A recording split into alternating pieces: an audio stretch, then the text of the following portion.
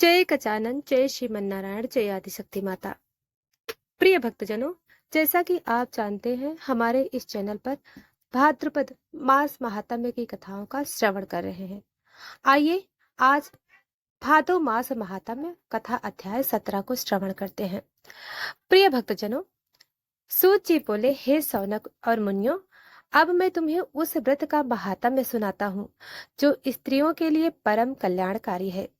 यह व्रत हरतालिका व्रत यह भाद्रपद शुक्ल तृतीया के दिन किया जाता है। इस व्रत का श्रवण और पालन करने से स्त्री को सौभाग्य, सुंदर पति और अखंड सुहाग की प्राप्ति होती है। यह व्रत पार्वती जी के तप और भगवान शिव के वरदान से प्रसिद्ध हुआ। हे मुनियों, प्राचीन काल में हिमालय राज की पुत्री पार्वती अत्यंत रूपवती और गुणवती थी। बाल्यकाल से ही उनका मन केवल भगवान शंकर में लगा रहता। वे सदा यही सोचती, मुझे वही वर चाहिए जो तपस्वी जगतपति शिव हो।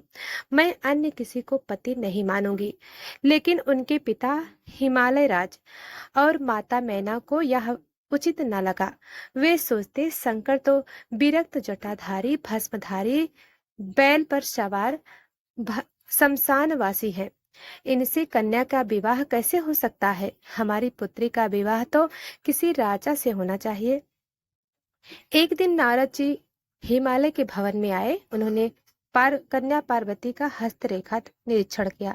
नारद जी बोले, हे मैनावती, तुम्हारी पुत्री के भाग्य में वही पति लिखा है जो जटा जूट धारण करता है, बैल पर सवार है और नागों का आभूषण धारण करता है। वह कोई और नहीं, स्वयं भगवान शंकर है। मैनावती यह सुनकर घबरा गई। वे बोली, यह कैसा संभव है? मैं अपनी कन्या का विवाह किसी ऐसे योगी से कैसे कर सकती हूँ जो गृहस्थ धर्म का पालन ही नहीं करते?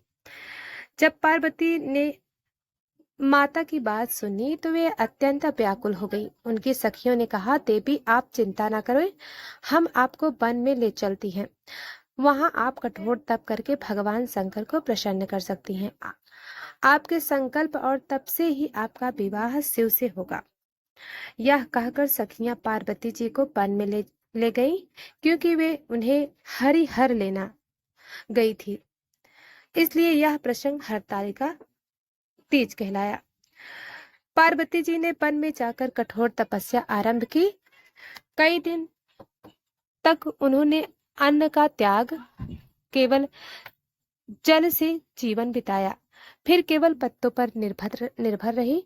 अंत में उन्होंने पत्ते भी छोड़ दिए और निर्जला तपस्या करने लगी। उन्होंने भगवान शिव का ध्यान करते हुए भाद्रपद शुक्ल तृतीया के दिन उपवास किया और रात्रि भर जागरण कर भगवान का स्मरण किया। उनकी तपस्या से तीनों लोग कांप उठे। देवता, ऋषि, गंधर्व सब उनकी स्तुति करने लगे। पार्वती जी की तपस्या देखकर भगवान शिव प्रसन्न हुए। वे प्रकट होकर बोले, हे पार्वती, हे देवी, मैं तुम्हारी तपस्या से प्रसन्न हूँ। तुम्हारा संकल्प सत्य होगा, तुम्हारा विवाह मुझसे ही होगा। तब पार्वती ने भाद्रपद शुक्ल तृतीया को किया हुआ उपवास अपने जीवन का सबसे महान व्रत माना। उन्होंने कहा, जो स्त्री इस दिन उपवास करेगी वह मुझे जैसी अखंड सौभाग्यवती होगी। सूत जी बोले, हे मुनियों, हरतालिका व्रत स्त्रियों के लिए अत्यंत शुभ है। इसकी विधि इस प्रकार है। नंबर 1, प्रातः स्नान कर शुद्ध वस्त्र धारण करें। मिट्टी, रेत या बालू से भगवान शिव और पार्वती की प्रतिमा बनाएं। उन प्रतिमाओं को सुशोभित करके पूजा करें। पुष्प, फल, बेलपत्र, धूप, दीप और नैवेद्य अर्पण करें। दिन भर उपवास करें, जल तक न लें। रात्रि में कथा श्रवण करें और जागरण करें। अगले दिन प्रातः ब्राह्मणों को भोजन और दान देकर व्रत का समापन करें। इस व्रत की कथा श्रवण करने से स्त्री को सौभाग्य, धन, पुत्र और अखंड सुख की प्राप्ति होती है। जो कन्या यह व्रत करती है उसे मनोनुकूल वर मिलता है। जो विवाहित स्त्री यह व्रत करती है उसका पति दीर्घ आयु और स्वस्थ रहता है। जो विधवा यह व्रत श्रद्धा पूर्वक करती है वह अगले जन्म में अखंड सौभाग्यवती होती हैं। पार्वती का तप यह सिखाता है कि दृढ़ संकल्प और तप से असंभव कार्य भी संभव होता है। हरतालिका प्रसंग यह बताता है कि सखियों का साथ और स्त्री की एकता का तप में सहायक होती है। यह प्रतीक उपवास और जागरण यह प्रतीक है कि जब तक मनुष्य अपने भीतर की वासनाओं को त्यागता नहीं, तब तक ईश्वर की प्राप्ति कठिन है।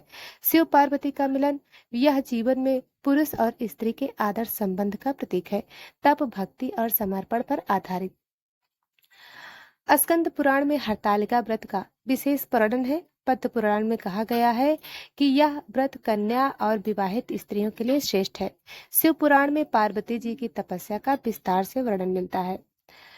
प्रिय भक्तजनों, आज भी भारतवर्ष में हरतालिका तीज को अत्यंत श्रद्धा से मनाया जाता है, विशेषकर उत्तर भारत, राजस्थान, बिहार, मध्य प्रदेश और नेपाल में।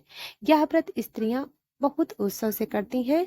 वे हरे वस्त्र पहनती हैं, हाथों में मेहंदी लगाती हैं, सखियों के साथ गीत गाती हैं और शिव पार्वती का पूजन करती हैं। इससे पारिवारिक जीवन में सुख शांति आती है।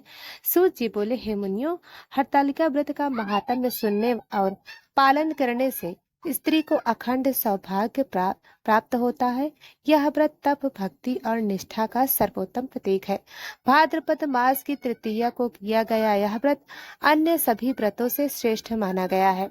तो प्रिय भक्तजनों, यह अध्याय समाप्त होता है। हम अगले अध्याय में कल प्रवेश करेंगे। तब तक के लिए जय श्रीमन नारायण। ओम नमः शिवाय।